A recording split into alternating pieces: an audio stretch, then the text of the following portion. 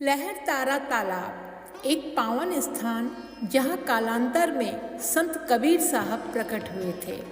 उन दिनों वह घने जंगलों से आच्छादित था।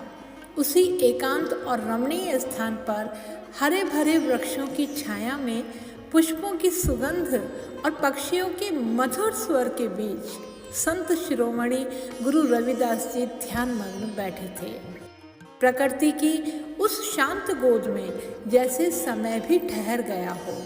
इसी बीच अचानक वातावरण में एक हलचल हुई। घास चढ़ती एक हिरणी भयभीत हो भागती हुई वहां पर पहुंची। उसकी सांसें तेज चल रही थी, शरीर कांप रहा था और आंखों में घबराहट झलक रही थी। उसके पीछे एक क्रूर शिकारी दौड़ता हुआ आया, जिसके हाथ में चमकती हुई कटार थी। शिकारी ने जैसे ही हिरणी को घेर लिया, वह रुक गई और भय से सिहर उठी। उसने अपने अश्रुपूरित नेत्रों से शिकारी की ओर देखा और धीमे स्वर में बोले, हे मानव, मुझे मत मारो। मेरे घर में मेरे छोटे छोटे बच्चे मेरी प्रतीक्षा कर रहे हैं। वे भूख से व्याकुल होंगे। मुझे बस 2 पल दे दो, मैं उन्हें दूध पिलाकर लौट आऊंगी। मैं वचन देती हूँ। शिकारी हंसा, मैं कोई मूर्ख नहीं हूँ जो तुम्हें ऐसे ही छोड़ दूँ। कौन गारंटी देगा कि तू लौटेगी? दोस्तों, उसी समय गुरु रविदास जी ने अपने नेत्र खोले और बोले, हे मानव, मैं इसकी जमानत लेता हूँ। जब तक यह लौटे मैं तेरे पास यहीं बैठा रहूँगा। शिकारी ने संत का तेज देखा और सिर झुकाकर सहमति दे दी।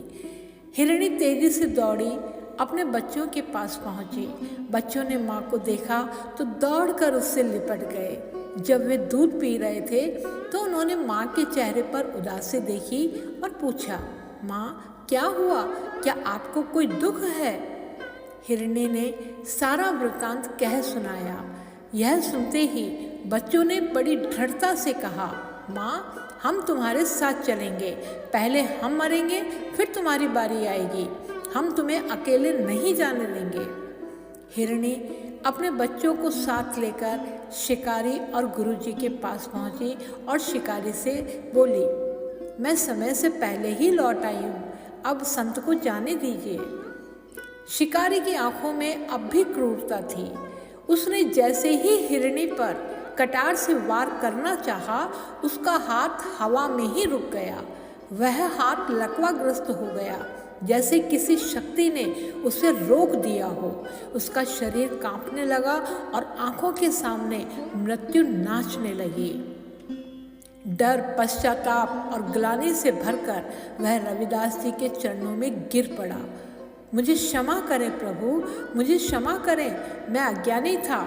आपने मुझे मेरी असलियत दिखा दी। गुरु रविदास जी ने करुणा भरे स्वर में कहा, हे मानव, अब कभी किसी जीव की हत्या मत करना। अहिंसा ही सच्चा धर्म है। शिकारी ने ये वचन दिया और शिकार करना त्याग कर गुरु रविदास जी का शिष्य बन गया। दोस्तों, भारत में या संसार में जितने भी महापुरुष और सच्चे संत हुए हैं, सभी ने हमें यही उपदेश, यही शिक्षा दी है कि हिंसा करना पाप है। जीवों की हत्या नहीं करनी चाहिए। अहिंसा ही धर्म है, मानवता है। हमें भी अपने जीवन में इस बात का पूरा ध्यान रखना चाहिए कि अनजाने में ही सही, लेकिन हमसे कोई हिंसा ना हो जाए। तो कैसी लगी आज की छोटी सी कहानी? कमेंट करके ज़रूर बताइएगा। जल्द मिलते हैं एक नई कहानी के साथ अखंड सनातन ज्योति STS चैनल में। तब तक साहिब बंदगी, राम राम।